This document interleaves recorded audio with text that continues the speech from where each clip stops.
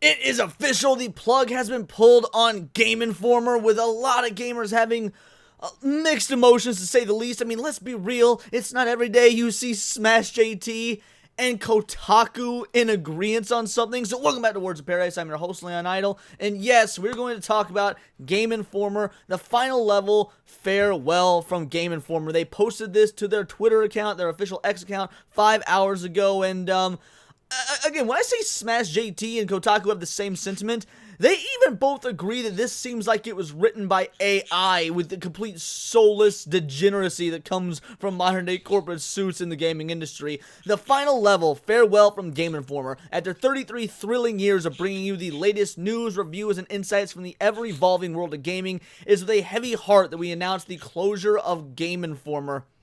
F in the chat, boys. F in the chat. From the early days of pixelated adventures to today's immersive virtual realms, we've been honored to share this incredible journey with you, our loyal readers. While our presses may stop, the passion for gaming that we cultivated together will continue to live on. Thank you for being part of the epic quest, and may your own gaming adventures never end. The hilarious part about this, it wasn't written by Game Informer. If sources are to be believed, this wasn't even written by Game Informer themselves. Again, this was just a quick PR thing thrown out by GameStop, of course, who's the owner of Game Informer, for those that didn't know. But what's even more messed up, they had an episode of their podcast literally yesterday. The Game Informer show 718 is live. We discuss why Marvel Rivals has grown on us and how it's shaking up the Overwatch formula. Next, we dive into recent indies, including Dungeons of Hindenburg, Arranger, and Thank Goodness You're Here. They recorded their show yesterday, or at least they dropped. I don't know if it's a live. I mean, it says that the show was live, so maybe point is, this came out yesterday. The cover for next week and the articles for next month's issue were being worked on. Reportedly, 78% of next month's magazine was done.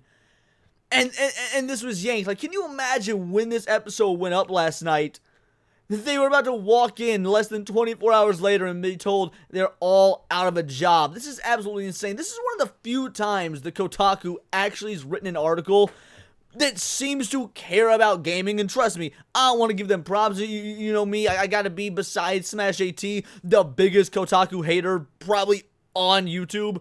But that being said, you gotta call a spade. Sometimes they actually do at least some semblance of good work, something that reminds you, oh right, the people that work here, maybe at least at one point in their lives, were actual gamers. GameStop shuts down Game Informer, the longest running gaming magazines in the US.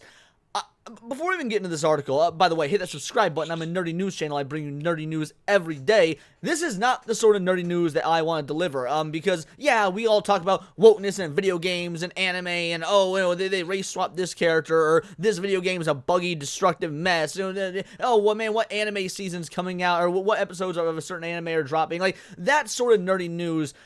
Game Informer was instrumental to me growing up as someone who had multiple subscriptions to multiple video game magazines. I mean, I had Nintendo Power, I had Game Pro, I had PlayStation Magazine, and of course, Game Informer. In fact, Game Informer, I think it was my second, because I had Nintendo Power first, and then also Tips and Tricks. You know, bought issues. I never had a subscription to Tips and Tricks, but would buy it every chance I got. You know, when we would just walk into Walmart or whatever. But the point is, I think that I first started subscribing to Nintendo Power in 2004 or 2005, maybe even as early as 2003, but I think it was 2004. And then by 2006 or 7. I had a subscription to Game Informer, and I kept that subscription for years. That was 17 to 18 years ago. I mean, I remember reading about all sorts of up-and-coming titles. I had it when, you know, Super Smash Bros. Brawl was being announced. I remember Resident Evil 5 being announced. There are so many just classic moments in Game Informer. There are still some letters to the editor style pages that I remember word for word. In fact, I talked about them on a different, completely unrelated video. So knowing that this institution that, again, I was a part of for to get 17 to 18 years. It's been around for 33 years, so 3 years longer than me, because I'm only 30 years old. This really is a tragic sort of moment in gaming history. And I know a lot of folks say, well, it is Game Informer that helped sort of give rise to the modern style of game journalism that is activism in disguise, political activism masquerading as game journalism. And maybe that's true. I haven't kept up with Game Informer the last, 8 or 9 years to know if they also went the same way as Kotaku or Polygon or the Mary Sue or sort of any of these other nerdy outlets that, again, are just fronts for political activism. But I also don't remember anyone complaining about them. I mean, we've been talking about wokeness in the gaming industry since the original Gamergate 10 years ago, and you don't see people, citing Game Informer as a source or throwing them under the bus. So I really also don't think they went down in quality. Again, maybe not. And there's a lot that we can touch on in terms of why they failed. But first, let's just take a look at this article and compare it to, again, the Smash JT article. Props to Smash JT, my homie out there. Yeah, Game Informer, the longest running gaming magazine in the US, is officially dead, and GameStop killed it. It began publishing in 1991 and has been one of the last remaining physical gaming magazines in the world, with cover stories that continue to share deep dives and exclusive interviews on the biggest games coming out. Final Fantasy VII Rebirth, the Star Wars Outlaws, no more. And while Star Wars Outlaws is going to be absolute trash, Game Informer covered it because, that's what they do. They're still game journalists. They cover the latest breaking news in the game industry. Now, was that coverage, a puff piece that tried to build it up as the greatest thing since sliced bread? Or were they honest about the fact that the game's looking like shit? I don't know. I haven't been reading modern Game Informer. But again, a lot of people haven't. It also comes to this. You've got to ask yourself the question, as much as this sucks, doesn't it make financial sense for GameStop? I know that none of us want to admit it, but Game Informer probably wasn't generating any revenue. I mean, think about not only the source of videos that, me and my colleagues make and the sources we pull from, how we never seem to pull from Game Informer, but also think about, when you just Google search something about gaming. Again, who comes up? You get Kotaku, you get Polygon, you get 8-Bit Arcade or whatever it is. Frankly, you get Bounding into Comics in that Park Place before you get Game Informer. Like there's no certain algorithm that's Game Informer is not algorithm friendly for whatever reason. They don't pop up in the top of the searches, which is what most folks default to when they're looking, when they're just Googling the latest gaming news or whatnot.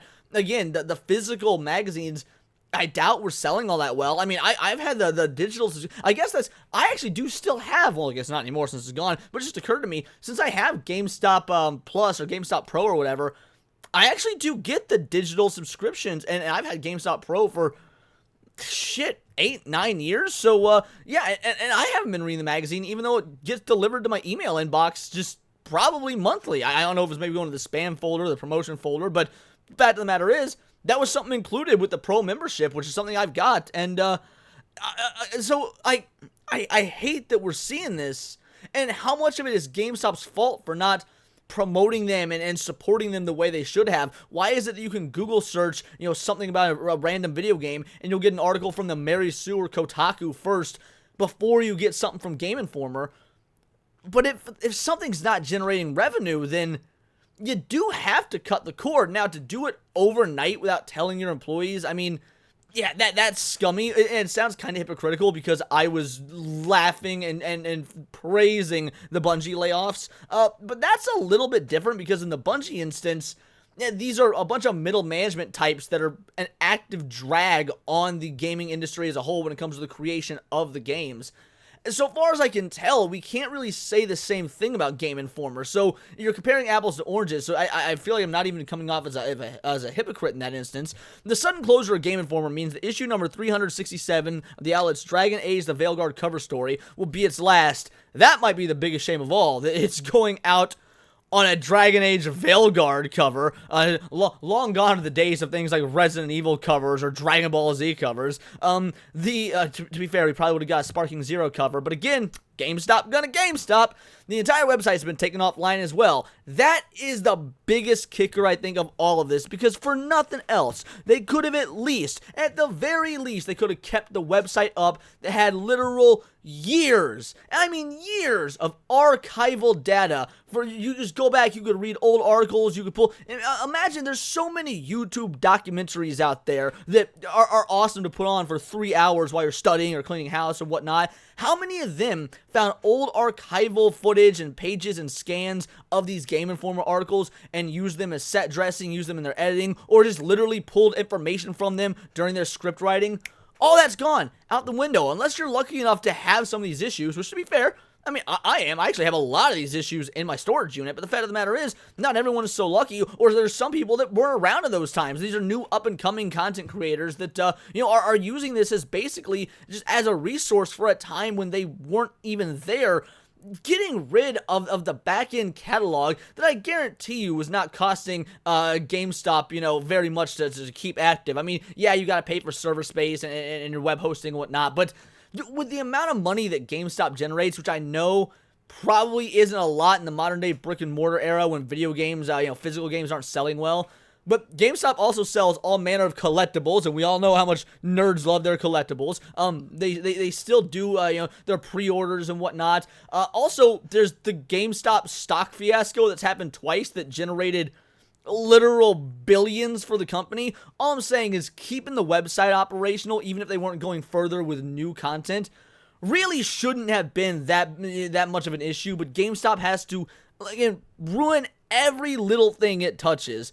Let's see, what else we got here? A frustrating turn of events, especially considering that we were about 70% done with next issue and it was going to have a great cover, tweeted Game Informer magazine content director Kyle Hilliard. After the news broke, I'm furious about the end of Game Informer, tweeted former video producer Ben Hansen. It was an incredible 33-year run, and then GameStop pumps out this phony, empty farewell message. I bet money it was written by AI. Fuck you, GameStop, and fuck you, Ryan Cohen. I mean, again, this article goes on more than just a magazine. They talk about, what it meant for everybody, monthly, what it meant for the industry as a whole, what it meant for gamers as a whole. That it wasn't just a magazine. It felt like, back in and they even say this somewhere in the article. Again, I actually want to give Kotaku credit for a pretty decent article for once. They talk about how, yeah, back in the 90s, the early 2000s, there was not such an abundance of games. You maybe had like 5 or 6 for your Dreamcast, your GameCube, or whatever. You had the games that your buddies would have, you would all play together. But beyond that, you would just fantasize about new games, and the closest you could get to that fantasy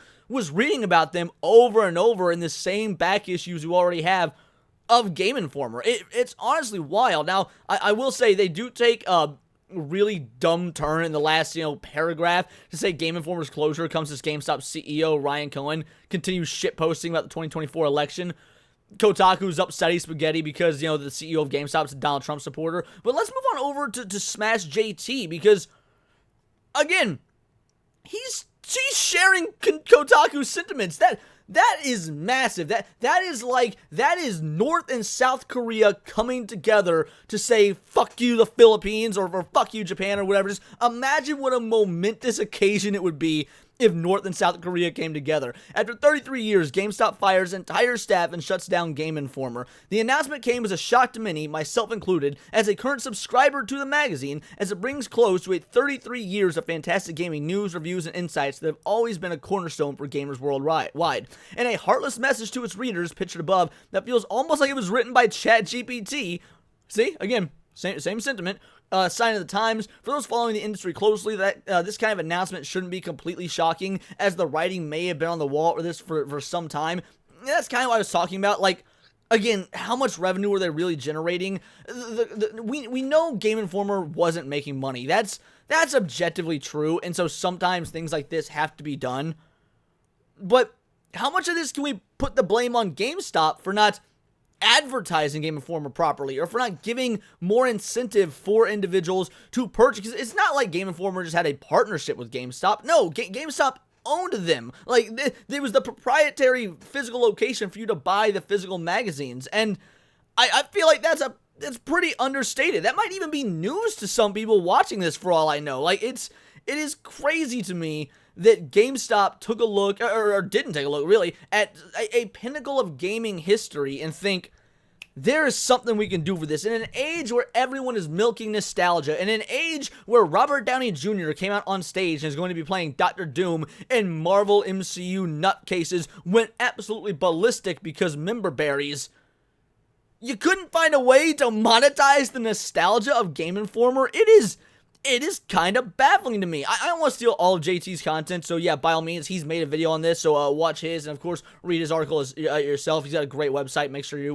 follow along with it. But at the end of the day, it's I guess it's one of those moments where I'm surprised it took this long, and a lot of us have probably seen this coming for some fair amount of time now, but you're not really ever prepared for it, especially in such an overnight fashion such as this. Again, might I remind you, they debuted one of their live shows yesterday, only to be told today that they're gone, dunzo, outski. One of their reporters was out doing field work, or at least one of their employees was away on some sort of business conference out of the office, and like found out via social media that they had lost their job. Again, like looking back to my video from either yesterday or the day before about the Bungie layoffs, it's a totally different scenario, because unless you can prove me wrong, by all means, I'm happy to be proven wrong in the comments. You can definitely show me some instances of it. I don't think Game Informer had ever become some sort of political grift that was just pretending to care about gamers in the game industry. Whereas middle management at Bungie, with all the pronouns in their bios and crazy rainbow, rainbow flags in their names, and then hair, of multiple different colors. Yeah, they were purely in the gaming industry for the fact that they're DEI hires. So the two aren't comparable. One version of layoffs is justified and frankly even necessary to help gaming grow, while the other is a slap in the face to gamers. And while it probably won't be a net negative for the game industry just because it wasn't selling to begin with, it does signal a death, for what a lot of older gamers like myself, like Cole's Classic Cage, Hypnotic, Smash AT, all of us, people that have been playing video games since the 90s and frankly feel like they peaked probably around 2008 to 2012, people that have been playing video games throughout that era. This is sort of the bastion. They were the last bastion of what gaming used to be, and they're gone now as well. So what really is there even left? I mean, you've got to try and balance the logical with the emotional. Emotionally, it sucks to see it go, but logically, yeah, it wasn't making money, so it also makes sense. This is still a business at the end of the day. Either way, I guess it's just time that we say farewell to Game Informer and just appreciate all the awesome memories we have with it and what it did for so many of us, especially the time where they personally attacked me by saying that pretty much every Sonic the Hedgehog game after the Genesis era was bad, and the only good characters in the whole series are Sonic, Knuckles, and Tails. As someone who quite enjoys Amy Rose and Shadow the Hedgehog, I felt personally attacked by that, but I stood by Game Informer, damn it, because people are allowed to have different opinions. In fact, these are my opinions. Let me know yours in the comments down below, or let me know on X, where you can find me at Bolt the Word, and please subscribe. I'm a nerdy news channel. I cover nerdy news every day. Hopefully not awful negative news like this, but yeah, anime, movies, music, Magic the Gathering, you name it. Check me out on Instagram at wordsofparadise_Leon and become a member for $4.99 a month. You can join the Discord, choose the articles I go over on a day-to-day basis, choose the videos I react to on my Friday night live streams, and of course get involved with over 80 other vital idols. We are a bright, beautiful, glowing, vibrant community that I cannot wait to grow even further, because we do care about diversity, but only one kind of diversity of thought. So if that's up your alley, hit that subscribe button, join the Discord, and until next time, it is all here in the Nerdosphere. This has been Words of Paradise.